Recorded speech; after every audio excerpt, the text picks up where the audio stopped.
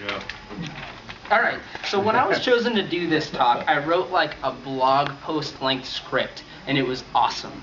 And I was so excited to practice it with my girlfriend. I knew she was going to be so impressed and think I was so cool. And as soon as the words came out of my mouth, I knew that it sucked. It was rubbish. It was crappy. And so I changed it. And this has a name. It's called user-driven development. So you make something that's tangible enough for your users to experience, and then you revise it based on their feedback. This is a design technique.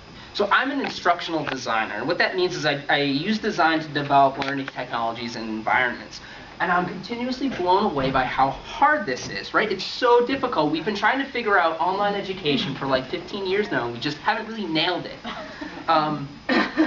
And so I think that we're kind of, where we are with instructional design is kind of like where we were with web design about 15 years ago, kind of a hodgepodge of techniques and pockets of people who figured it out.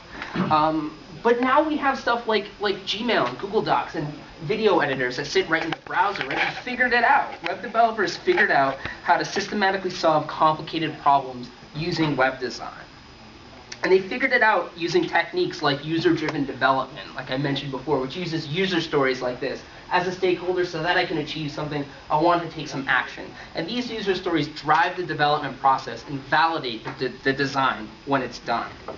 And they figured it out together using version control tools like Git and GitHub, which manage collaboration and communication between teams of developers. With Git, for example, you can't actually commit a change to your project without writing a message about why you're making that change. It'll give you an error. And so collaboration is embedded into the design process.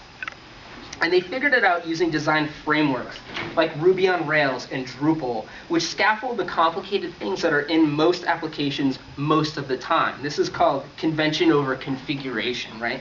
So the developers could focus on the design choices that made their particular applications unique instead of reinventing the wheel every time. And so the point of talking about all these things is not that these are all exact answers to all the exact same questions in instructional design, but the things that made it possible to move to the next level of web design did not come from Microsoft or IBM. It came from the design community. It came from a bunch of web developers saying, hey, this is a challenge, and let's work together to find the solutions. And I think we can do the same thing in the instructional design community.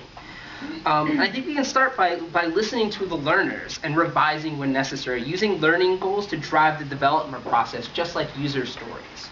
And I think we can achieve this by embedding collaboration into our tools and processes. Linus Torvalds, for example, the initial developer of the Linux kernel, got so fed up with sending design documents back and forth in email that he just built Git, the version control system I mentioned. I mean, does that sound like a familiar frustration?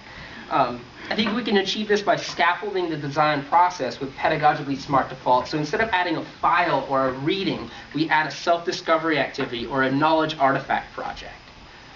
I think this stuff is possible, but we need to work together to identify challenges and make workable solutions so that we can move to the next level of instructional design and online education, or slaying vampires. We need to get the stakeholders at our institutions on board with this so they can hire the right people and invest in the right partners and projects. I mean, who here has ever said, I'm so glad that this document is in Microsoft SharePoint because it's such an easy, useful thing? No, right, because it's almost useless, right? Why do we keep licensing that hunk of junk? And we need to exchange ideas and skills and projects across institutions, across disciplines and academic units and all the staff and all the different genres of faculty and practitioners and students. And we need to make things. We need to expand our code literacy so that we can participate in open source projects and tools that fit the needs we actually have, not the needs the vendors think we have. And on a kind of meta level, this is exactly what education is about, right? Education, teaching and learning is a process of enculturation into a community that is larger than us, in which we can think critically and return valuable contributions that enrich the entire domain.